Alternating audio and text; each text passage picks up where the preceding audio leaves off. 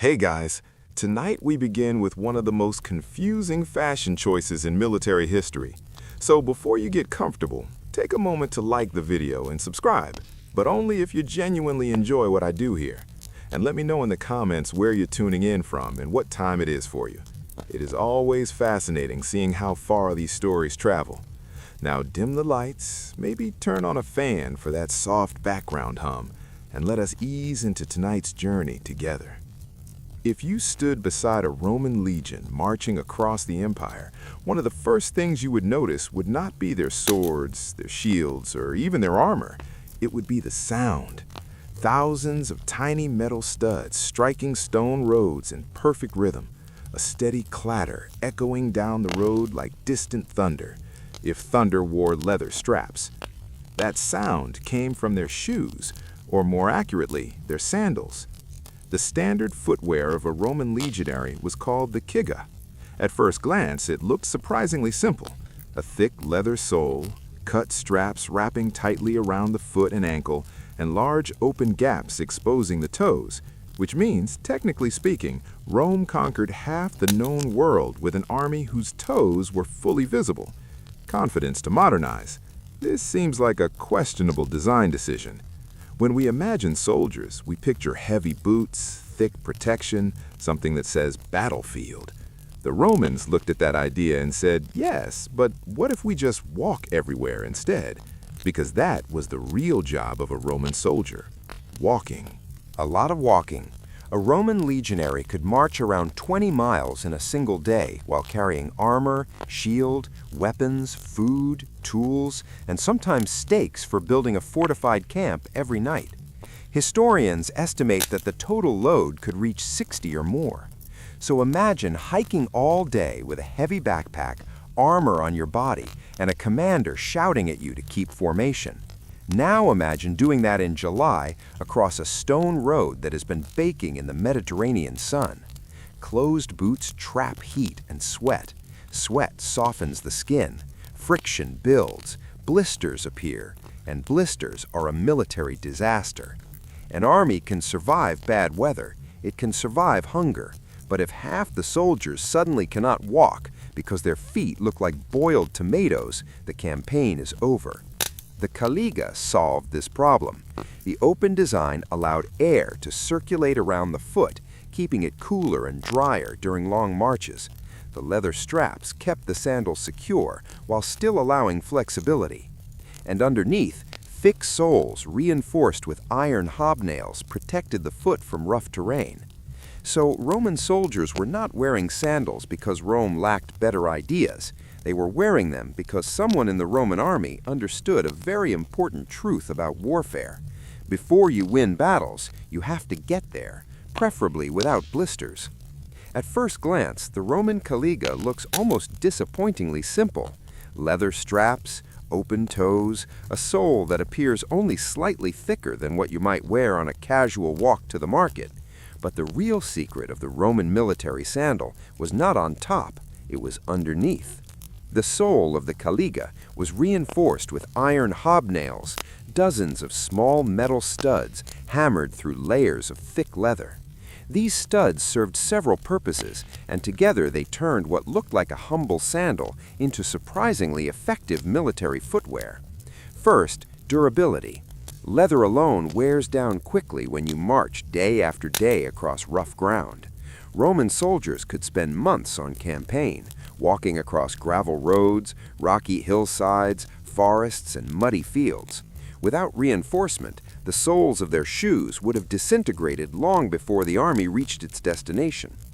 The hobnails acted like tiny pieces of armor for the sole. Instead of leather grinding directly against the ground, the metal studs absorbed the damage. When they wore down, They could simply be replaced. It was a remarkably practical solution. Second, traction. Roman roads were famous for their durability, but they were also hard, smooth surfaces. Add rain, mud, or loose gravel, and suddenly thousands of soldiers marching in formation could start slipping around like an unfortunate parade of armored penguins. The iron studs dug into the surface, giving soldiers better grip. This mattered more than you might think. Roman battle formations relied heavily on stability and coordination. Soldiers fought shoulder to shoulder in tight ranks. Losing your footing at the wrong moment could disrupt an entire line, and Roman commanders were not fond of disrupted lines. Third, intimidation. When thousands of soldiers wearing hobnailed sandals marched across a stone road, the sound carried. Metal striking stone. Clack, clack, clack. It echoed through valleys, bounced off city walls, and rolled ahead of the army like a warning. Imagine standing inside a quiet town and hearing that sound slowly growing louder. You might not see the Roman army yet, but your ears would tell you everything you needed to know. The legions were coming, and they were bringing their sandals with them. To really understand why Roman soldiers wore sandals, you have to understand something about the Roman army. It was not just an army, it was a walking machine. Roman soldiers spent far more time marching than fighting. Campaigns often meant weeks or months of movement across provinces. The battlefield itself might last a few hours, but getting there could take hundreds of miles. And the Romans built their empire around that reality. One of Rome's greatest achievements was its vast network of roads. Tens of thousands of miles of carefully engineered routes stretched across Europe, North Africa, and the Middle East. Many were paved with stone and layered with gravel, designed to last for centuries, which they did. Some Roman roads are still visible today. These roads allowed Roman legions to move faster than almost any enemy. Armies could be deployed quickly to rebellious provinces, frontier regions, or threatened cities. Reinforcements could arrive before opponents even realized Rome was responding. Speed was power. But marching on stone roads all day presents a problem for footwear. Hard surfaces punish your feet. Heavy boots might seem like the logical choice, but boots trap heat and moisture, especially during long marches. Sweat builds up, skin softens, friction increases, and then come the blisters. Blisters may sound like a minor inconvenience, but for an army, they are a disaster. A soldier who cannot march is a soldier who cannot stay with his unit. If enough soldiers fall behind, the entire army slows down. Rome did not tolerate slow armies. The calico was perfectly suited for long-distance marching. The open design allowed heat to escape and air to circulate around the foot. Sweat dried more easily, reducing the chance of painful blisters. Meanwhile, the thick leather sole and iron studs protected the foot from the harsh surface of Roman roads. It was not a glamorous footwear, But it worked. And the Romans cared far more about efficiency than elegance. Their empire was not built by soldiers standing still and looking impressive. It was built by soldiers who could march farther, faster, and longer than anyone else. And those soldiers did it in sandals. If you asked a Roman soldier what his main job was, the answer probably would not be fighting. It would be marching. Roman soldiers were essentially professional walkers who occasionally paused to conquer things. A typical legionary spent years on campaign, moving constantly from one region of the empire to another. 20 miles in a day was a standard march, sometimes more if commanders were feeling particularly ambitious or particularly annoyed. And this was not a casual stroll. A Roman soldier marched in armor, carrying his shield, sword, javelins, food supplies, cooking equipment, personal belongings, and tools for building a fortified camp every night. Because yes, after walking 20 miles, the Roman army would stop and immediately start building a small fortress. Every evening, no excuses. Historians estimate the average marching load could reach around 60 pounds, sometimes even more.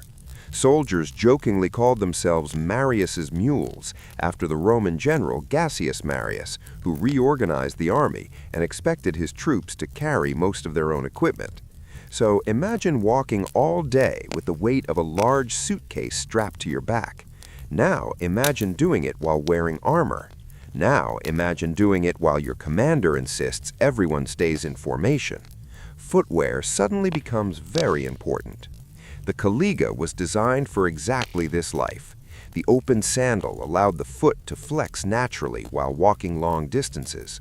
Leather straps held the sandal firmly in place without restricting movement, and the hobnailed sole provided grip on dirt paths, rocky terrain, and Roman roads. But the real advantage was breathability. Feet get hot during long marches. Hot feet sweat, sweaty feet blister, and blisters can stop an army faster than enemy arrows. The caliga allowed air to circulate, helping keep soldiers' feet cooler and drier, which meant fewer injuries, which meant fewer soldiers falling behind, which meant the legion kept moving, and movement was everything. Rome did not conquer its empire because its soldiers had the best swords or the flashiest armor. Rome conquered its empire because its soldiers could march farther and faster than almost anyone else, and they did it wearing sandals, which still sounds ridiculous until you realize how well it worked. Another reason Roman soldiers wore sandals had nothing to do with comfort or airflow.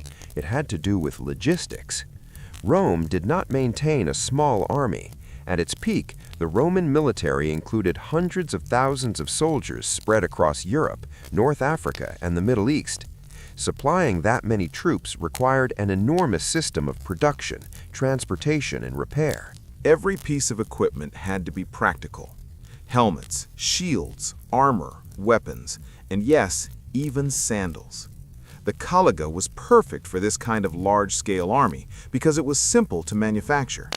Unlike complicated boots that required large pieces of leather and detailed stitching, the caliga could be made from smaller leather sections cut into straps and attached to a thick sole. Roman military workshops could produce them quickly, and when you were supplying thousands of soldiers, speed matters. But production was only half the story.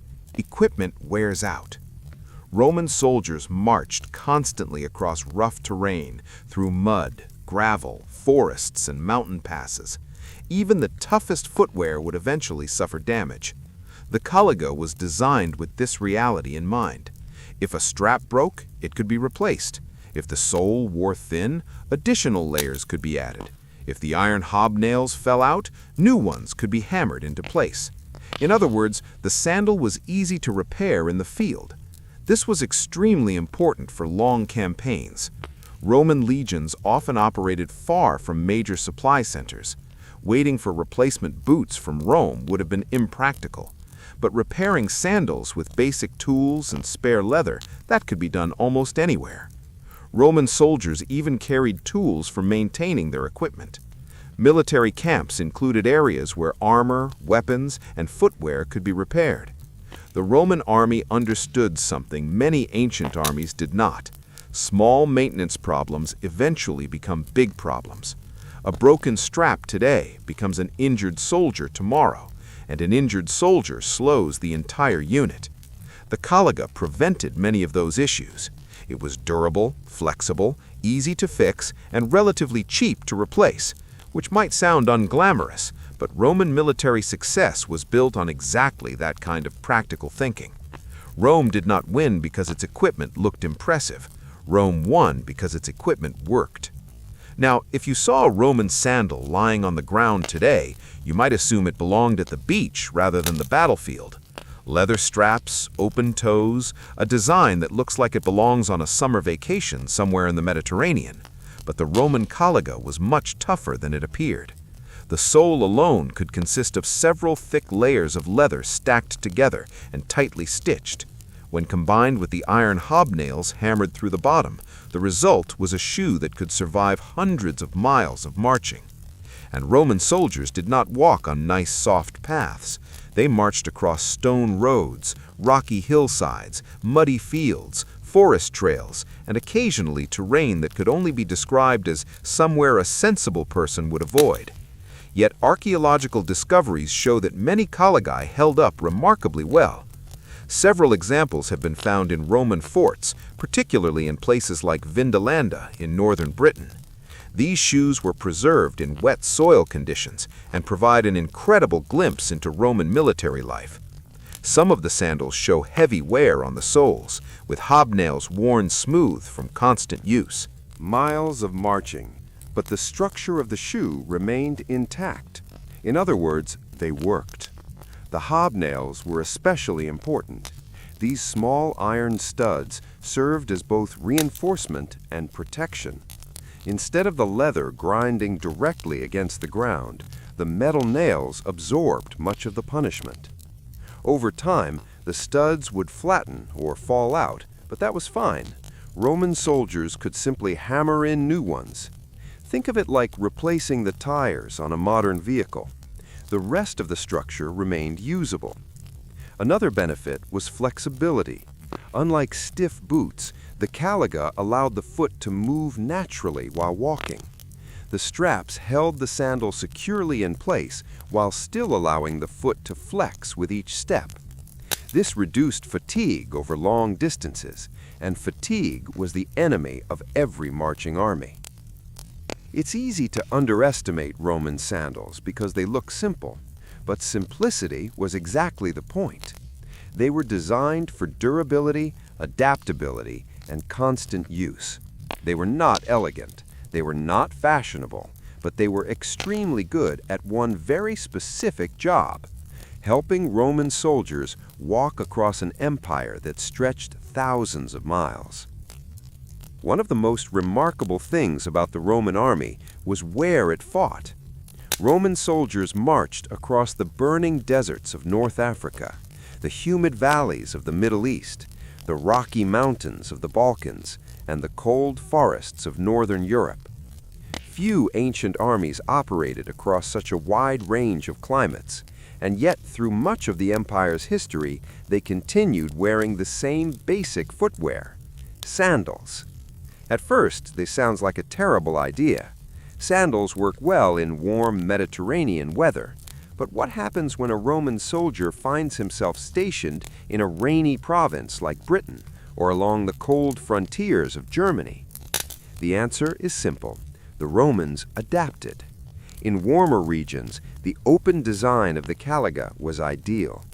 Air circulated freely around the foot, preventing overheating during long marches under the sun. Sweat could evaporate instead of soaking into heavy leather boots. But in colder climates, soldiers simply added layers. Roman soldiers are known to have worn wool socks inside their sandals when temperatures dropped. Archaeological finds from northern forts have even revealed fragments of socks and other cold weather clothing. Yes, Roman soldiers sometimes marched across cold provinces wearing socks and sandals, which may not sound fashionable today, but Roman soldiers were not trying to impress anyone at a dinner party. They were trying to survive long campaigns. There were also cases where soldiers modified their footwear depending on conditions. Additional leather pieces could be added for protection, and some soldiers may have worn more enclosed shoes during extreme winter conditions. Still, the caliga remained the standard for much of the Roman army's history. Why? Because most campaigns happened during warmer seasons, when armies could move more easily. Winter warfare was rare in the ancient world, and Roman armies often paused major operations during the coldest months. When the weather improved, the legions marched again, and they marched in sandals. This flexibility reveals something important about Roman military culture. They were practical. If a solution worked most of the time, they used it. If conditions changed, they adapted. And sometimes that adaptation meant something that modern fashion experts might find shocking: an empire built by soldiers wearing socks with sandals. History is full of surprises. Long before Roman soldiers appeared on the horizon, people often heard them coming. Not because of shouting. Roman armies were disciplined and usually marched in silence. It was their sandals that gave them away. Every caliga had iron hobnails hammered into the sole. When a single soldier walked across stone, the sound was sharp but small. But when thousands of soldiers marched together on a Roman road, the noise multiplied, metal striking stone, clack, clack, clack, over and over again in steady rhythm. Roman legions were trained to march in formation, maintaining consistent spacing and pace. The result was an almost mechanical sound, a synchronized pattern of iron studs hitting pavement. Imagine standing near a Roman road in the countryside. At first, you hear nothing but wind and distant birds. Then, faintly, you hear it, a metallic tapping in the distance. Slow at first, then louder, still, clack, clack, clack, thousands of hobnails striking stone as the legion advances. By the time the soldiers themselves came into view, shields gleaming, red banners waving, the sound had already announced their arrival, and that sound carried far. Stone roads acted like natural amplifiers. Valleys and hills could echo the rhythm for miles. Entire towns sometimes knew a Roman army was approaching long before anyone actually saw it. For friendly cities, that sound might bring relief. Roman soldiers meant order, protection, and stability. For rebellious provinces or enemies, however, it meant something very different. It meant trouble. Because a Roman legion was not just a group of soldiers, it was a highly organized military machine capable of building forts overnight, constructing siege equipment, and fighting with relentless discipline. And the sound of thousands of hobnailed sandals marching together was the opening note of that machine. It was the sound of an empire arriving. Which is strange when you think about it. Some of the most intimidating armies in history announced themselves not with drums or trumpets, but with sandals. Thousands and thousands of sandals marching steadily down a Roman road. And if you heard that sound getting closer, there was a very good chance the next chapter of your town's history was about to begin. The Roman army was famous for its discipline. When people think of Roman soldiers, they often imagine perfectly organized formations, shields locked together, commanders shouting orders, and thousands of troops moving like a single machine. That level of coordination did not happen by accident. It came from strict training, constant routine, and a surprisingly powerful psychological tool: uniformity. Roman soldiers looked alike. They wore similar armor, carried similar shields, used the same weapons, and yes, they even wore the same sandals. The caliga was not just practical footwear, it was also part of the visual identity of the Roman legionary. Every soldier marched in the same style of shoe. Every soldier endured the same long marches. Every soldier felt the same weight of equipment pressing down on their shoulders. And strangely enough, that mattered. Shared hardship builds unity. If everyone around you is marching the same miles, wearing the same equipment, and dealing with the same blisters, it creates a sense of equality inside the ranks. No one gets special treatment. The Roman army thrived on that mentality. A new recruit entering the legion quickly learned that he was no longer just an individual. He was part of a unit, part of a machine that relied on every soldier doing his job. Even something as simple as footwear reinforced that identity. When thousands of soldiers marched together wearing identical hobnailed sandals, the army did not look like a collection of individuals. It looked like a single organism. Rows of shields, rows of helmets, rows of synchronized steps, and beneath those steps, the steady rhythm of identical sandals striking the road. It was intimidating. To enemies, the Roman army appeared unstoppable because it moved with terrifying order and precision. Nothing about it looked chaotic or improvised.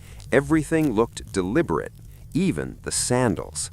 In many ancient armies, soldiers arrived with whatever equipment they could afford or bring from home. Gear varied widely from one soldier to another. Rome preferred something different: standardization. Weapons matched, armor matched, footwear matched. That level of coordination did not happen by accident. It came from strict training, constant routine, and a surprisingly powerful psychological tool: uniformity. Roman soldiers looked alike. They wore similar armor, carried similar shields, used the same weapons, and yes, they even wore the same sandals. The caliga was not just practical footwear, it was also part of the visual identity of the Roman legionary. Every soldier marched in the same style of shoe. Every soldier endured the same long marches. Every soldier felt the same weight of equipment pressing down on their shoulders. And strangely enough, that mattered. Shared hardship builds unity. If everyone around you is marching the same miles, wearing the same equipment, and dealing with the same blisters, it creates a sense of equality inside the ranks. No one gets special treatment. The Roman army thrived on that mentality. A new recruit entering the legion quickly learned that he was no longer just an individual. He was part of a unit, part of a machine that relied on every soldier doing his job. Even something as simple as footwear reinforced that identity. When thousands of soldiers marched together wearing identical hobnailed sandals, the army did not look like a collection of individuals. It looked like a single organism. Rows of shields, rows of helmets, rows of synchronized steps, and beneath those steps, the steady rhythm of identical sandals striking the road. It was intimidating.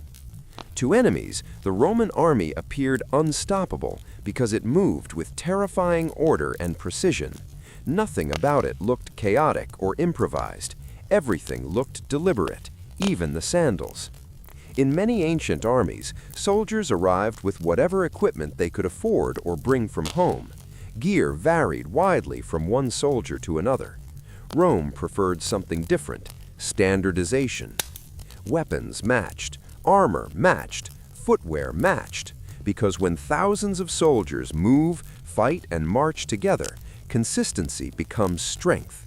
And sometimes that strength begins with something as small and as surprisingly important as a pair of sandals. Roman military sandals were so closely associated with soldiers that they even gave rise to one of the strangest nicknames in imperial history. That nickname was Caligula.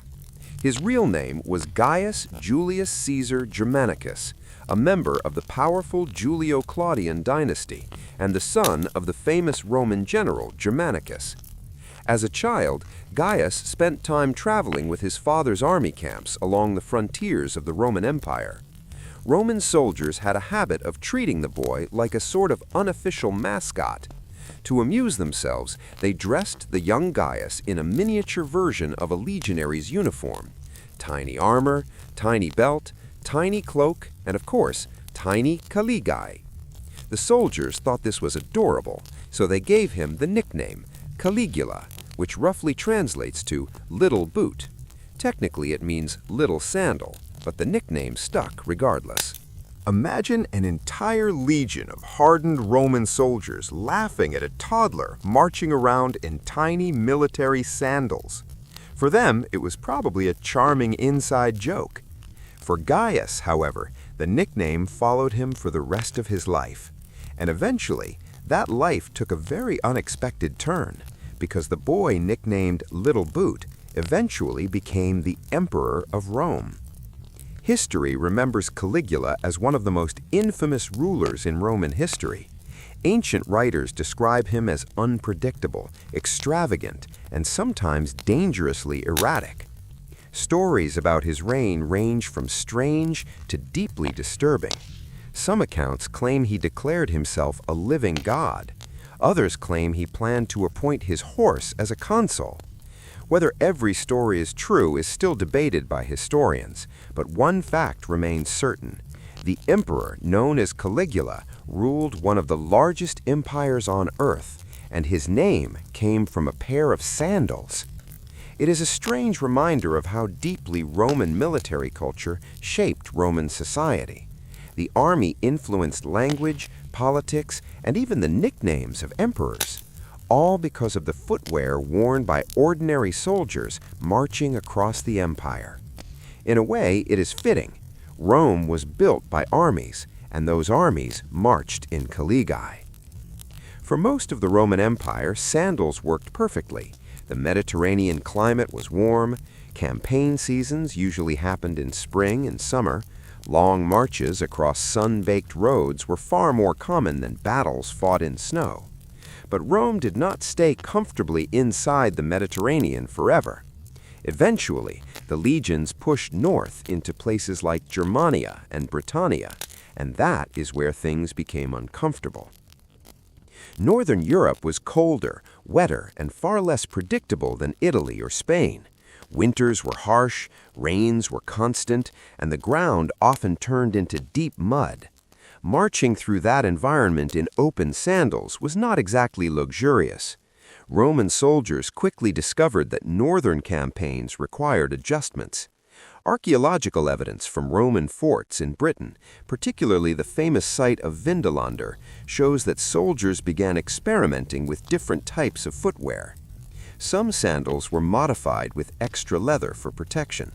Others appear to have been more enclosed shoes designed to protect the foot from cold and wet conditions. And then there were the socks. Yes, Roman soldiers in Britain sometimes wore wool socks inside their sandals. Fragments of wool socks have been discovered in archaeological layers at Roman forts, along with letters written by soldiers requesting warmer clothing from home. One famous letter from Vindelander even mentions the need for extra socks and sandals. So picture the scene: a Roman soldier standing on the misty frontier of northern Britain, rain falling, wind blowing across a muddy field, and on his feet, wool socks and sandals. Fashion historians might have opinions about that, but Roman soldiers were not concerned with fashion. They were concerned with warmth and survival. Over time, the Roman army gradually introduced more enclosed footwear for colder regions. But the caliga remained common for centuries because most of Rome's campaigns still took place in warmer climates. So while sandals might seem like an odd choice for war, they were actually a very practical solution for most of the empire's conditions, except perhaps when stationed on a rainy hill in northern Britain. In that situation, the Roman soldier probably looked down at his sandals and thought exactly what you might be thinking. This empire is very large, and it is getting colder the farther we walk. If you were a Roman soldier, your feet were not just a body part. They were military equipment, and like all military equipment, they required maintenance. The Roman army understood something that many ancient armies ignored. Healthy feet keep an army moving. A soldier with injured feet could not march, could not keep formation, and quickly became a burden on the unit. In a system built around mobility, that was unacceptable. So Roman soldiers were expected to take care of their feet with surprising seriousness. Daily routines in Roman camps often included cleaning and inspecting equipment. That meant armor, weapons, and footwear. Soldiers regularly checked their caliga for loose straps, worn leather, or missing hobnails. If something broke, it had to be fixed quickly. Roman military camps often included areas where soldiers could repair their gear. Leather could be replaced, straps tightened, and new hobnails hammered into the soles of sandals. The army even had craftsmen and armorers who specialized in maintaining equipment. But footwear maintenance was often the soldier's own responsibility because no one understood the condition of your feet better than you did. Blisters were one of the greatest enemies of long campaigns. When a blister forms, it can quickly become infected, especially when soldiers spend long days marching through dirt, mud, and dust. An untreated blister could mean days of painful walking. Several untreated blisters could mean a soldier falling behind, and falling behind could be dangerous. Roman discipline was strict.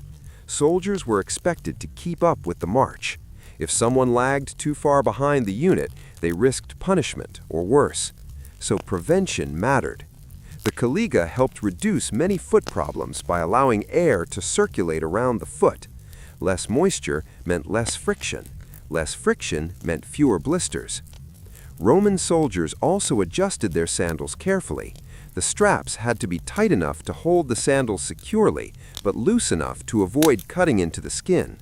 Too tight and circulation suffers. Too loose and the sandal rubs. Like many aspects of Roman military life, footwear required balance. But when everything worked properly, the result was impressive. A Roman legion could march hundreds of miles in a campaign season, and they did it one step at a time, usually in sandals. The Roman army did not succeed simply because its soldiers were brave or well-trained. It succeeded because it was organized.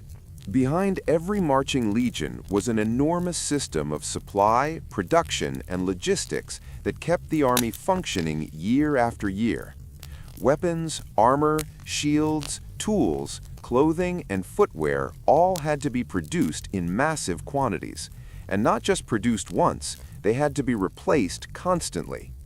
Roman soldiers marched across rough terrain, fought battles, built camps, dug trenches, constructed roads, and repaired forts. Equipment wore down quickly under those conditions. Sandals were no exception. A pair of caligae might survive hundreds of miles of marching, but eventually leather straps stretched, soles thinned, and hobnails loosened. When that happened, the Roman supply system stepped in. Across the empire, military workshops produced equipment for the legions. These workshops were often located near major forts or strategic supply centers. Craftsmen worked with leather, metal, wood, and cloth to produce standardized equipment for soldiers. Standardization was the key. Because Roman soldiers wore similar footwear, the army could manufacture large numbers of caligae using consistent patterns. Leather could be cut efficiently, straps assembled quickly, and soles reinforced with iron studs. Replacement sandals could then be distributed to soldiers across different provinces. But the Roman system did not rely entirely on central supply. Legions were often expected to maintain a level of self-sufficiency.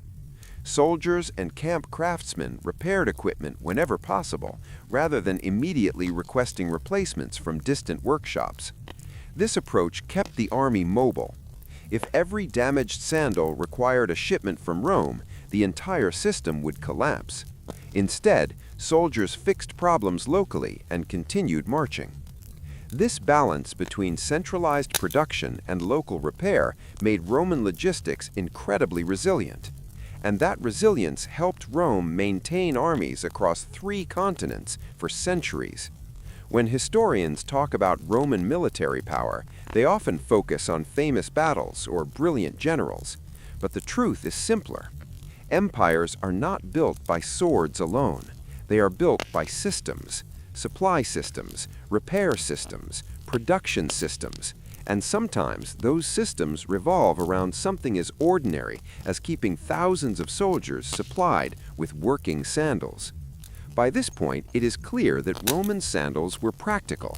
They kept feet cooler, they reduced blisters, they were durable and easy to repair. But there was another effect that historians sometimes overlook. Sandals helped shape the psychology of the Roman army. Roman soldiers were trained to think of themselves as part of a disciplined, unstoppable machine. Their strength did not come from individual heroics. It came from unity, order, and the ability to endure long campaigns without breaking. And nothing builds endurance like marching. Day after day, Roman soldiers marched in formation, wearing the same equipment, carrying the same loads, and stepping in the same rhythm. The caliga became part of that shared experience. Every soldier felt the road under his feet. Every soldier heard the same sound of hobnails striking stone. Clack, clack, clack. The rhythm of marching created a sense of unity. Thousands of individuals moving together as one body. That rhythm also built confidence. A soldier who can march 20 miles in a day, build a fortified camp at night, and wake up ready to march again begins to feel almost unstoppable. And Roman commanders knew this. Many ancient armies moved slowly or irregularly.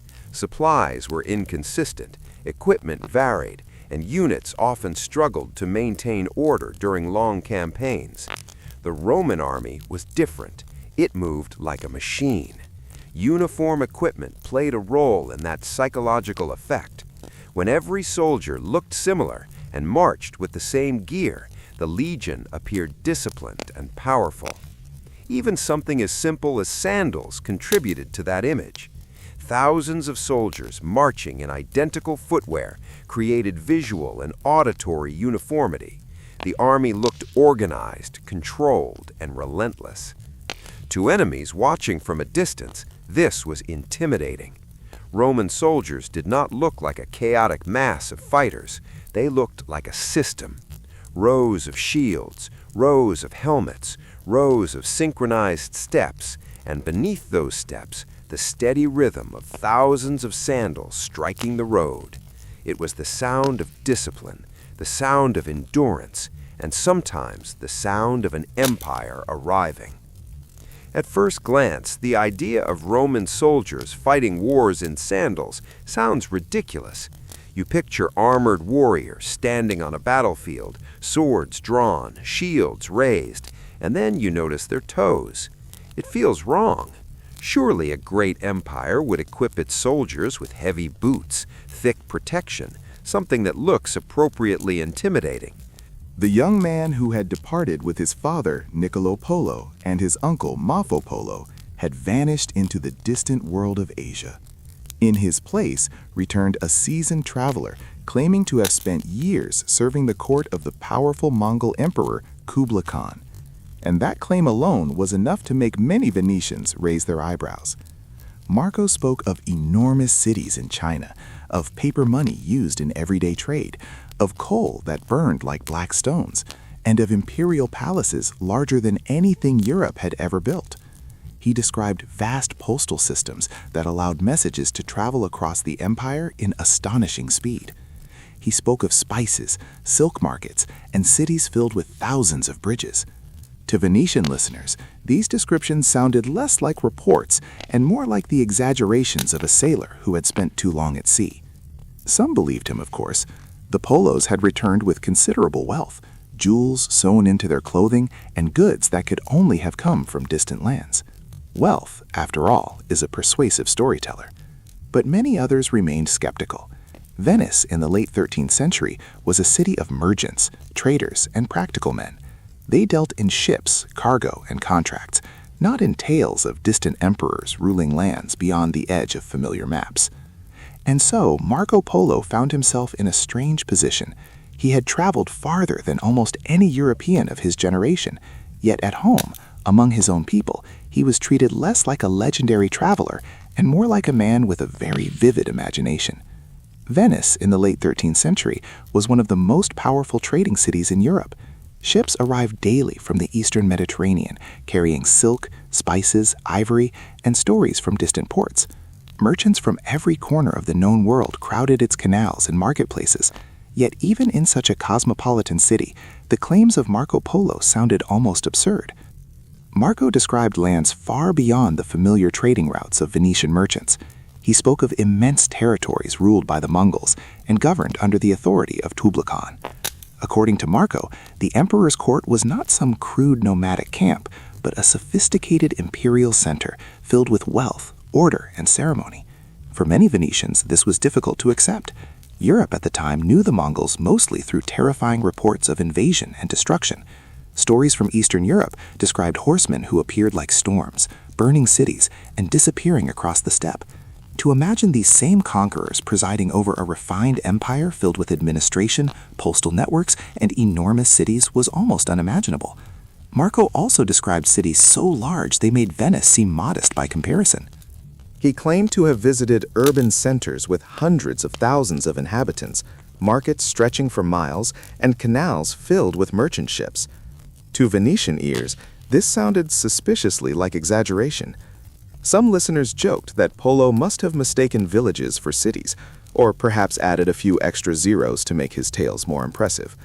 Others whispered that he had spent too long among foreigners and had simply become confused. But Marco remained consistent in his stories. He spoke calmly about the imperial bureaucracy of the Yuan dynasty, the use of paper currency, and the vast courier system that allowed the Mongol government to send messages across thousands of miles with remarkable efficiency. Riders would change horses at relay stations, allowing information to travel faster than any messenger in Europe could manage. These details fascinated some listeners, while irritating others. Venetian merchants were practical people. They cared about profit, trade routes, and safe harbors.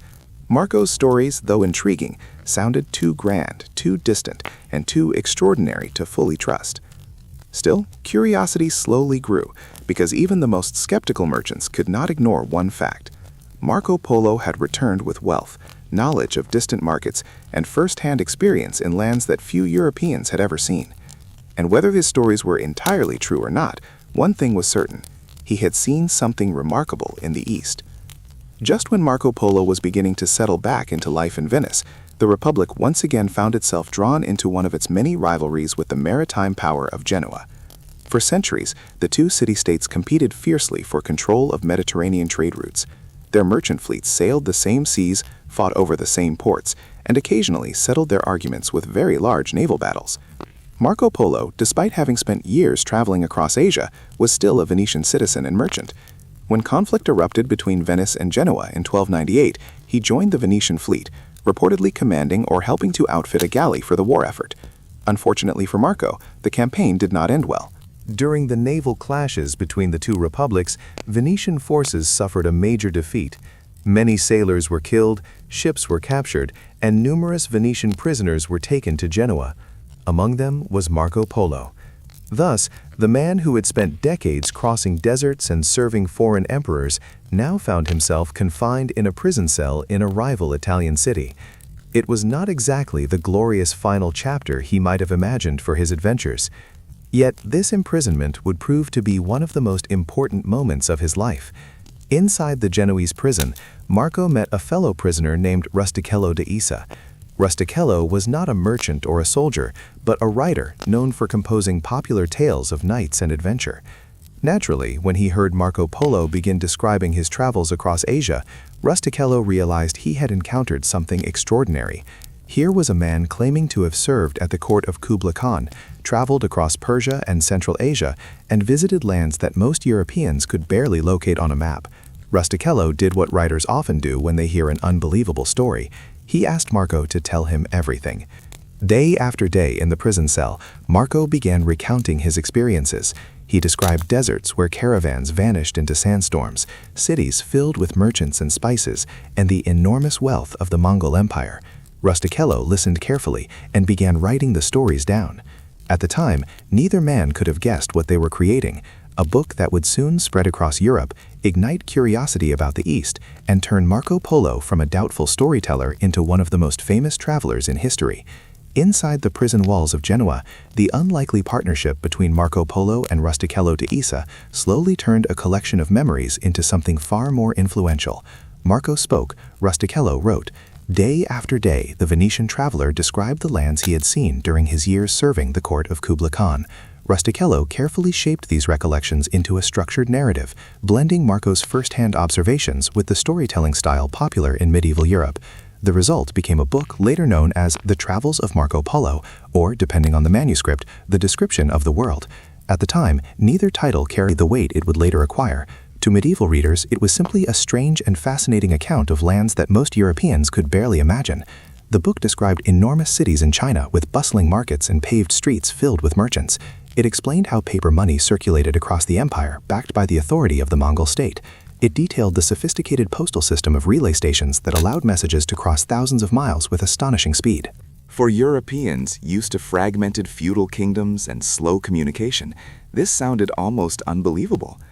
Marco also described unfamiliar customs and technologies: coal burning as fuel, bridges spanning wide canals, silk production on an enormous scale, cities filled with artisans and traders from across Asia. To some readers, these descriptions sounded like valuable intelligence about distant trade networks. To others, they sounded suspiciously like exaggeration. Rustichello's style may not have helped Marco's credibility either. As a writer of chivalric romances, he had experienced crafting dramatic tales of knights and distant kingdoms. Some readers suspected that he had embellished Marco's stories to make them more entertaining. This suspicion followed the book almost from the moment it began circulating. Still, copies spread quickly across Europe. Merchants, scholars, and nobles were fascinated by the glimpse into lands beyond the familiar Mediterranean world. The book offered something rare for medieval readers: a detailed description of Asia from someone claiming to have actually been there. Whether they believed it or not, people could not stop reading it. And in a strange twist of fate, the prisoner who had once struggled to convince his neighbors in Venice now had his stories traveling across Europe in handwritten manuscripts. Stories that many readers doubted, but stories that over time would reshape how Europeans imagined the East. Around the year 1299, the war between Venice and Genoa slowly began to ease, and many prisoners taken during the naval conflicts were released. Among them was Marco Polo. After months in captivity, Marco finally returned to Venice once again. But this time, something had changed. When he had first arrived home in 1295, Marco had simply been a returning merchant with extraordinary stories. Now, after his imprisonment and the circulation of his travel narrative, he was something else entirely. He was becoming a figure of curiosity. Copies of the book he had dictated in prison were beginning to circulate among readers across Europe. Handwritten manuscripts passed between merchants, scholars, and nobles who were eager to read about distant lands ruled by Kublai Khan. Ironically, this growing fame did not necessarily mean that people believed him. In fact, the opposite was often true. Many readers were fascinated by the stories, but remained skeptical of their accuracy. Some Venetians even began referring to Marco Polo with a nickname that reflected their doubts, Il Millone. The nickname likely referred to the countless millions Marco described in his tales. Millions of inhabitants in cities, millions in imperial wealth, millions of soldiers and subjects across the Mongol Empire. To skeptical listeners, it sounded like a man who liked large numbers a little too much. Still, Marco did not appear overly concerned with the criticism. Back in Venice, he returned to the life of a wealthy merchant. The Polo family had brought back considerable riches from their years in Asia, including precious stones that had reportedly been sewn into their clothing for safe transport during their long journey home. Marco invested in business ventures, participated in the commercial life of the Republic, and gradually reintegrated himself into Venetian society. Unlike many explorers of later centuries, Marco Polo did not spend his later years organizing new expeditions or searching for additional lands to conquer. His great journey had already happened. Now his role was different. He became the living witness to a vast world beyond Europe, a man who had walked through imperial courts, crossed deserts, and returned with stories that challenged the limits of medieval imagination. And whether people believed those stories or not, they could not deny that Marco Polo had seen something few Europeans had ever experienced, a world far larger than the one drawn on their maps. After the turbulence of war, imprisonment, and decades of travel, the later life of Marco Polo became surprisingly calm. Back in Venice, he gradually returned to the rhythms of a prosperous merchant's life. The Republic was a bustling center of trade, filled with ships arriving from the eastern Mediterranean, the Black Sea, and North Africa. Merchants negotiated cargo deals in crowded markets, while gondolas and cargo boats navigated the narrow canals. For a man who had once crossed the vast deserts of Central Asia and visited the imperial court of Kublai Khan, Venetian business life may have seemed almost peaceful. Marco invested in trade and property, using the wealth his family had brought back from Asia. The Polos were already respected merchants before their long journey east, and Marco's return only strengthened their financial standing. Records from Venetian archives show that Marco owned property and participated in commercial activities typical of the city's merchant elite. He was no longer simply a traveler telling strange stories. He was a businessman again. Yet the legend surrounding him never completely disappeared. Visitors and acquaintances often asked about his journeys. Some were curious about the great Mongol Empire he had described in his book. Others wanted to hear more about the strange customs of distant lands, the spices and silks of Asian markets, or the enormous cities Marco claimed to have visited. Each conversation added another layer to his reputation. Some listeners believed him. Others remained politely skeptical. But Marco did not seem particularly eager to argue with his critics. Unlike modern explorers who actively promoted their discoveries, he lived relatively quietly. His stories had already been written down, and copies of the book continued to spread across Europe. In time, the tales took on a life of their own. Young merchants, travelers, and even scholars read about the wonders described in the manuscript. They learned of cities beyond the deserts, of caravan routes crossing Asia, and of the wealth of the Mongol Empire. For many readers, Marco Polo's book became something more than a simple travel account. It was a window into an enormous world that Europeans barely understood. Meanwhile, the man who had opened that window continued his life in Venice, a wealthy merchant, a former prisoner, and perhaps the most widely doubted storyteller in the city. Even as Marco Polo settled into a comfortable life in Venice, the debate about his travels never truly disappeared. In fact, it only grew stronger. As handwritten copies of his book continued to circulate across Europe, readers encountered descriptions that seemed almost impossible.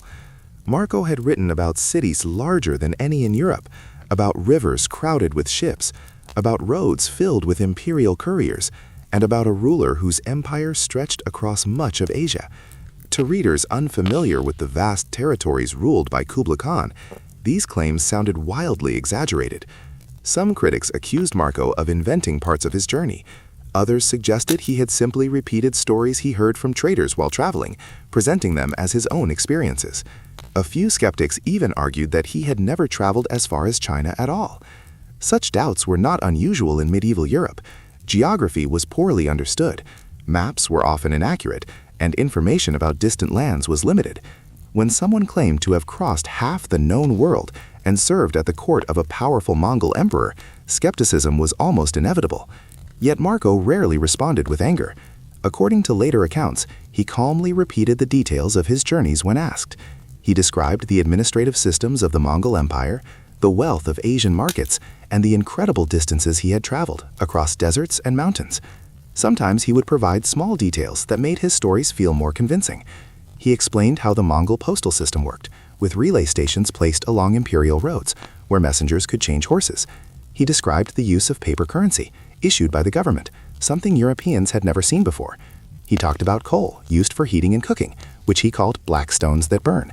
To modern historians, many of these descriptions match what we now know about the Yue dynasty.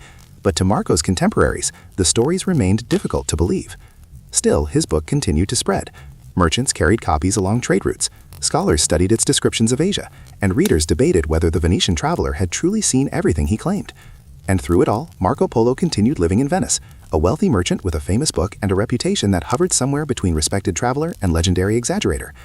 As the years passed, the life of Marco Polo in Venice became less about distant adventures and more about family, property, and the steady responsibilities of a prosperous citizen. Around the year 1300, Marco married a Venetian noblewoman named Donata Badoer.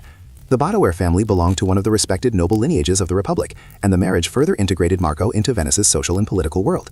For a man who had once crossed Central Asia and served at the court of Kublai Khan, marriage may have seemed like a very different kind of journey.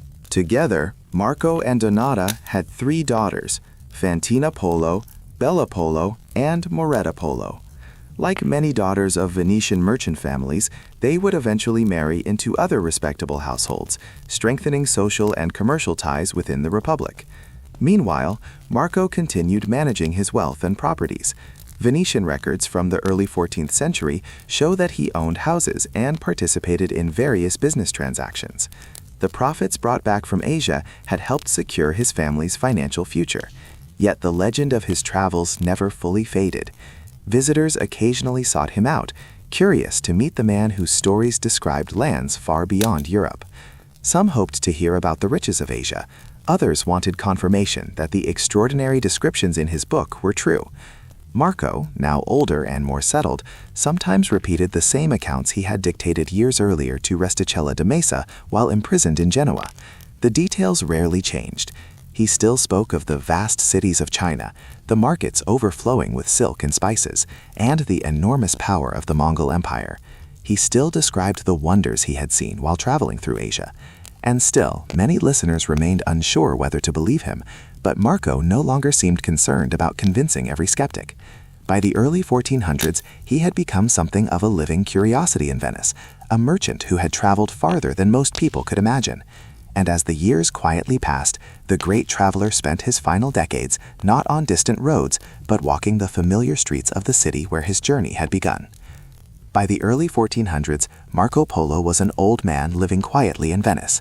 The canals, markets, and narrow streets of the city had once been the starting point of his great journey. Now they were the final setting of his life. Decades had passed since he had returned from Asia in 1295. The Mongol Empire he had once served under Kublai Khan was already beginning to weaken. The world he had described in his famous travel account was slowly changing. But Marco himself remained a living reminder of that distant age of exploration. His book, written years earlier with the help of Resticella de Mesa, continued to circulate in handwritten copies across Europe. Merchants, scholars, and curious readers studied its descriptions of Asia, debating whether its author had truly witnessed everything he claimed. Some believed him completely. Others remained deeply skeptical. According to later tradition, even in his final days, Marco Polo continued to defend the truth of his stories.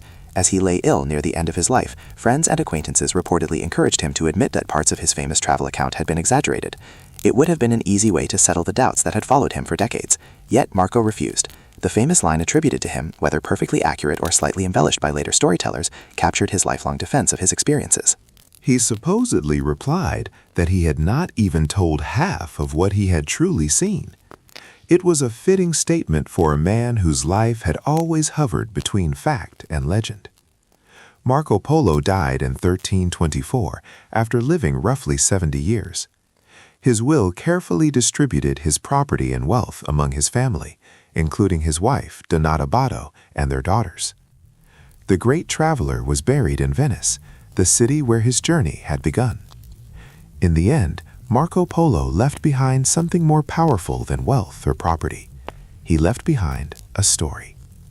A story that would inspire explorers, merchants, and dreamers for centuries, including men who would one day set sail across unknown oceans, hoping to find the distant lands he had described.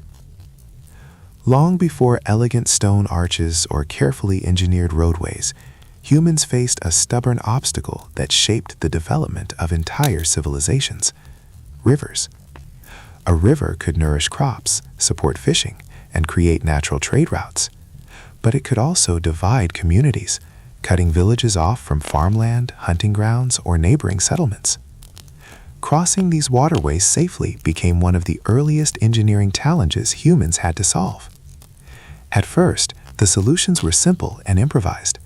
In forests and valleys, people noticed that fallen trees occasionally landed across streams, creating natural crossings.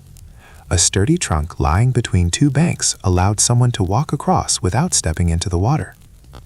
These accidental bridges inspired one of humanity's earliest pieces of infrastructure. Soon, people began placing logs across narrow rivers intentionally. These early log bridges were primitive but effective. Builders would cut down a large tree, drag it toward a stream, and carefully position it so that it spanned from one bank to the other. Sometimes smaller branches were laid across the trunk to widen the surface, making it easier for people and animals to cross. But these wooden bridges had limits. Heavy rain could wash them away. Rot slowly weakened the timber, and wider rivers required something stronger than a single tree trunk. In mountainous regions, early builders experimented with a different idea. Instead of relying on solid wood, they used ropes made from vines, plant fibers, or twisted grasses. These ropes were stretched between cliffs or rocky outcrops above deep gorges. Wooden planks or woven branches were then tied across the ropes to create a narrow walkway. These early suspension bridges were terrifying to cross. They swayed in the wind, creaked under weight, and hung high above rushing water or steep ravines. Travelers often gripped the side ropes tightly while inching across, step by careful step. Yet despite their dangers, these rope bridges solved a critical problem.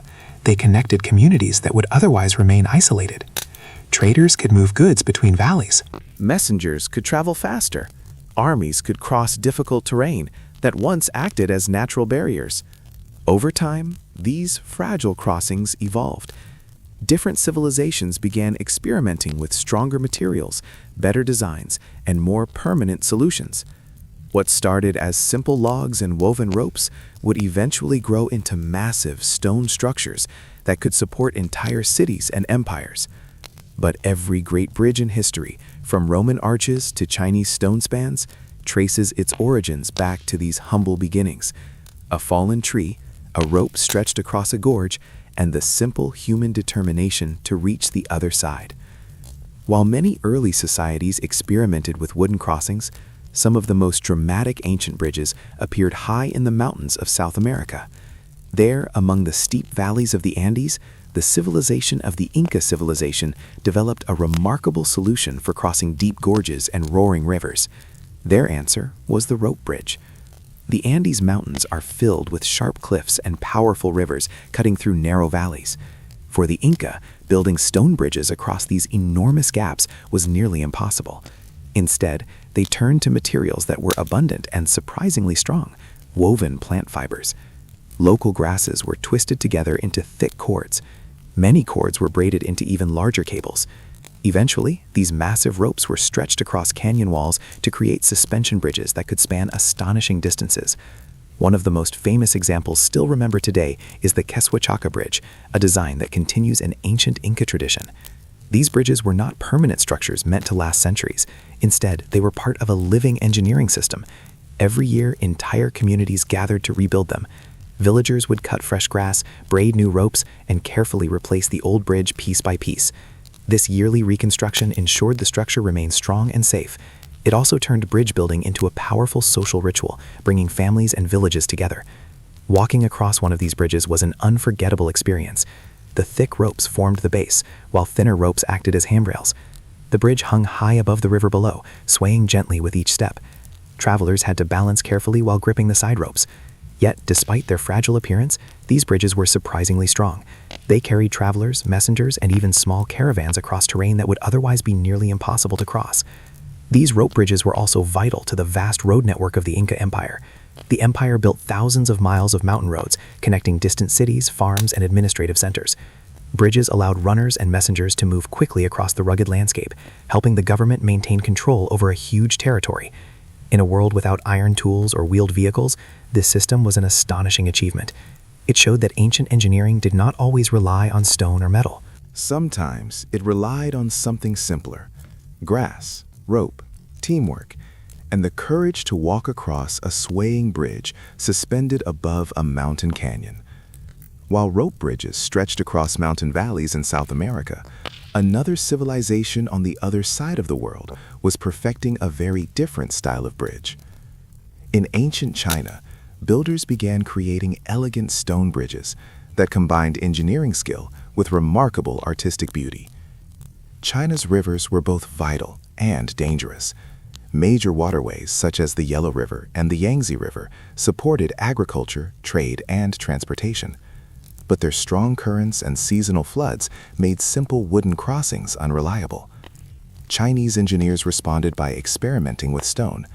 Unlike wood, stone could survive floods, resist rot, and support heavy loads.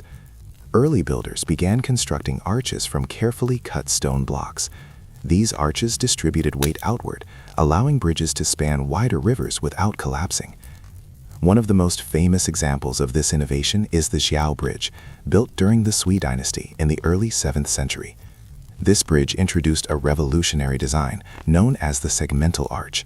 Instead of forming a perfect semicircle like many Roman arches, the Chinese design created a flatter curve. This seemingly small change had major advantages. The flatter arch allowed the bridge to stretch farther across the river while using less material.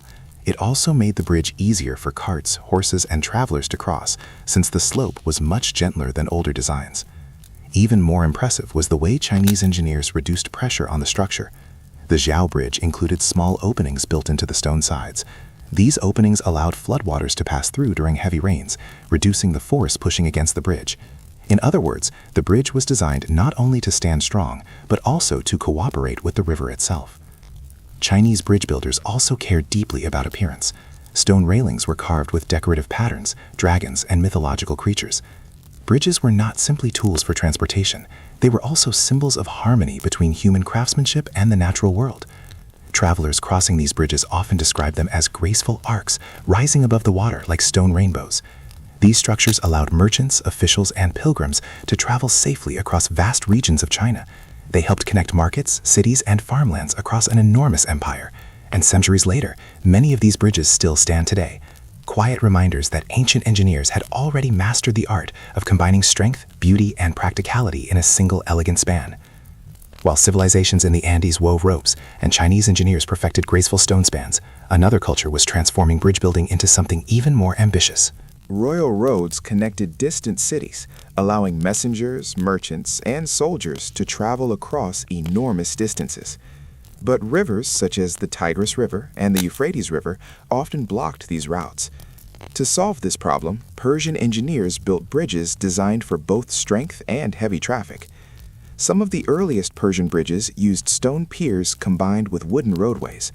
Massive pillars were sunk into the riverbed, supporting timber decks above the water. These structures could be repaired quickly if parts were damaged, making them practical for busy trade routes. But Persian builders soon developed more impressive designs. One remarkable example is the Bandandi Kaisar. Built during the Sasanian era in the 3rd century, this structure was both a bridge and a dam. It stretched across the Karun River, controlling water flow while also providing a crossing point for travelers. What made this structure particularly fascinating was the story behind its construction. Historical sources suggest that Roman prisoners of war captured by the Persians were forced to help build the bridge. These engineers likely brought Roman construction techniques with them, blending Roman and Persian knowledge into a unique structure. The result was a bridge unlike any other of its time. Water flowed through arches built into the dam, reducing pressure on the structure while also allowing irrigation systems to function downstream. Farmers relied on this water to support agriculture in nearby regions. In this way, Persian bridges often served more than one purpose. They connected roads, controlled water, supported farming, and demonstrated imperial power. A well-built bridge showed that the state could shape the landscape itself. Travelers moving along Persian trade routes would have encountered these crossings frequently. Caravans carrying silk, spices, and precious metals passed over them as they moved between Asia and the Mediterranean. Bridges allowed these routes to function smoothly, linking distant cultures through commerce. Today, many ancient Persian bridges remain partially standing across the rivers of Iran. They remind us that long before modern engineering, ancient civilizations were already learning how to master rivers and turn them into pathways rather than obstacles. Across the Indian subcontinent, rivers shaped the lives of millions of people.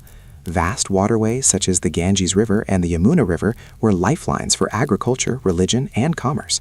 But they were also barriers. During the rainy monsoon season, rivers could swell dramatically, turning simple crossings into dangerous challenges. Merchants, pilgrims, and travelers often found their journeys delayed or completely halted by rising water. Ancient builders in India responded with a variety of creative bridge designs.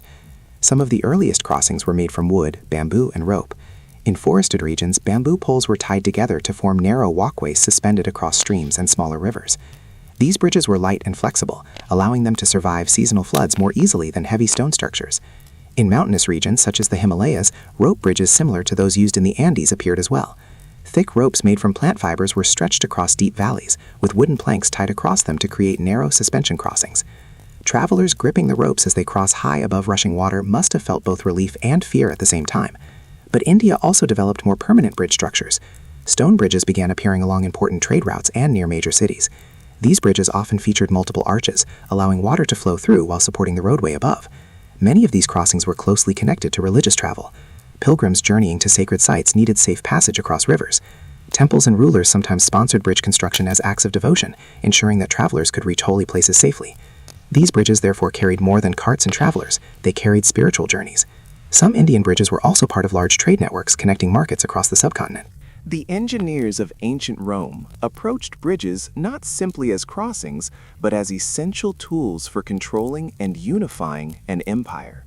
Rome ruled an enormous territory stretching from Britain to the Middle East. Moving soldiers, goods, and information across this vast landscape required reliable roads.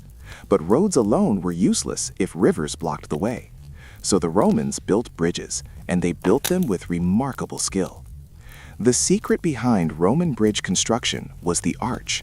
By arranging wedge-shaped stones into a curved structure, Roman engineers could distribute weight evenly along the sides of the bridge. The central keystone locked the entire arch together, creating a structure that grew stronger as pressure increased. This design allowed Roman bridges to carry heavy traffic for centuries. Many Roman bridges were built using carefully cut stone blocks, combined with a powerful material known as Roman concrete. This mixture, made from volcanic ash, lime, and water, hardened into an incredibly durable substance that resisted erosion and water damage. The result was infrastructure built to last. One impressive example is the Pont Gar. Although technically an aqueduct rather than a road bridge, it perfectly demonstrates Roman engineering mastery. Its towering arches carried water across a deep valley, forming a structure that still stands nearly 2,000 years later. Another famous structure is the Pons Aemilius, one of the earliest stone bridges across the Tiber River. Roman bridges were more than engineering achievements, they were strategic assets. Legions could march across rivers quickly during military campaigns. Merchants could transport goods safely along imperial roads. Messages could travel across the empire with greater speed and reliability. In many ways, bridges were the silent infrastructure that held Rome together. Without them, trade routes would have slowed. armies would have struggled to move efficiently, and distant provinces would have remained disconnected. Roman builders also paid attention to durability. Many bridges included pointed cutwaters, triangular stone projections that split the force of flowing water. These structures protected the pillars from erosion during floods. Thanks to these innovations, numerous Roman bridges remain standing today. 2,000 years later, modern engineers still study Roman techniques because the Romans understood something fundamental about bridges. A bridge is not just a way to cross a river, it is a way to connect an empire. While Roman engineers were raising stone arches across Europe, another great civilization was developing its own bridge-building traditions farther east. In the lands of ancient Persia, bridges became essential tools for governing vast territories that stretched across mountains, deserts, and river valleys. The Persian empires depended heavily on communication and trade. Merchants transporting spices, textiles, and precious stones relied on reliable crossings to move goods efficiently. Although many early wooden bridges have disappeared over time, archaeological evidence and historical records show that India maintained extensive networks of river crossings throughout ancient history. These structures supported both commerce and culture, helping connect distant regions of the subcontinent. And, like many ancient bridges around the world, they served a simple but powerful purpose, helping people reach places that once seemed impossible to cross. As the centuries passed and empires rose and fell, bridge building continued to evolve.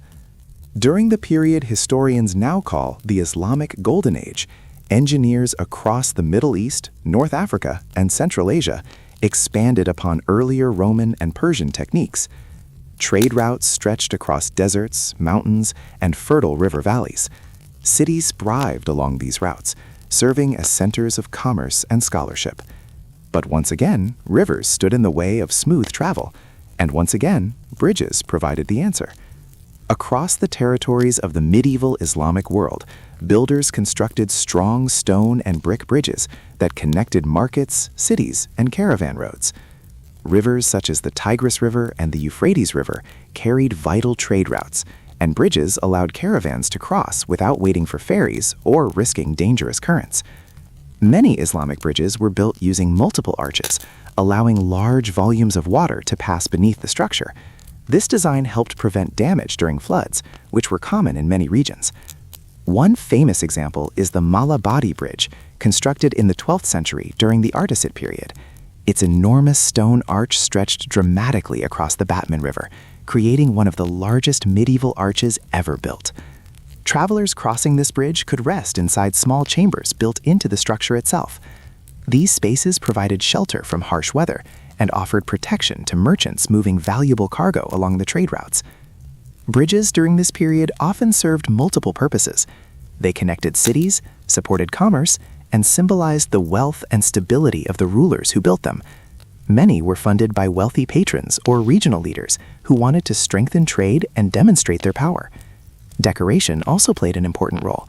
Stone carvings, inscriptions, and geometric patterns often adorned bridge walls. These designs reflected the artistic traditions of the Islamic world, where architecture frequently combined engineering with intricate visual beauty. For merchants traveling along major routes, such as the Silk Road, these bridges were essential. Caravans carrying silk, spices, ceramics, and precious metals relied on safe crossings to move goods between Asia, the Middle East, and the Mediterranean. Without reliable bridges, these long-distance trade networks would have slowed dramatically. By combining inherited Roman and Persian engineering techniques with their own innovations, Islamic builders created bridges that were both durable and elegant. Structures designed not only to endure rivers, but to connect entire civilizations through trade, travel, and culture. After the fall of ancient Rome, much of Europe entered a long period of political fragmentation. Roads deteriorated, cities shrank, and many of the great Roman bridges slowly fell into ruin. For several centuries, river crossings across Europe often returned to simpler methods. Wooden bridges, ferries, or even seasonal fords became common again. Travelers sometimes had to wait for water levels to drop before attempting to cross. Trade routes slowed, and dangerous rivers remained serious obstacles. But as medieval Europe gradually recovered, bridge building returned with renewed importance. Growing towns, expanding markets, and increasing pilgrimage routes all demanded reliable crossings. Merchants needed to move goods between cities, pilgrims needed to reach distant shrines, armies needed to march quickly across rivers during times of war. Once again, bridges became essential infrastructure. Medieval builders often looked back to Roman techniques for inspiration. Stone arches proved to be the most reliable solution, allowing bridges to support heavy loads while resisting floods. One remarkable example is the London Bridge. The medieval stone bridge, completed in the 12th century, became far more than a simple crossing. Houses and shops were constructed directly on top of the bridge itself. Merchants sold goods from crowded storefronts, while travelers passed through narrow streets above the flowing water of the rivers. For centuries, the bridge functioned almost like a small town built across the river. Another famous structure was the Pont Saint-Benzé. Built in the 12th century across the Rhône River, this bridge connected important trade routes in southern France. According to legend, its construction was inspired by a young shepherd who claimed divine guidance. Whether the story is true or not, the bridge became an important crossing for merchants and pilgrims traveling through the region. Medieval bridges were not only practical, they were symbols of civic pride. Cities invested enormous resources into their construction, knowing that a reliable bridge could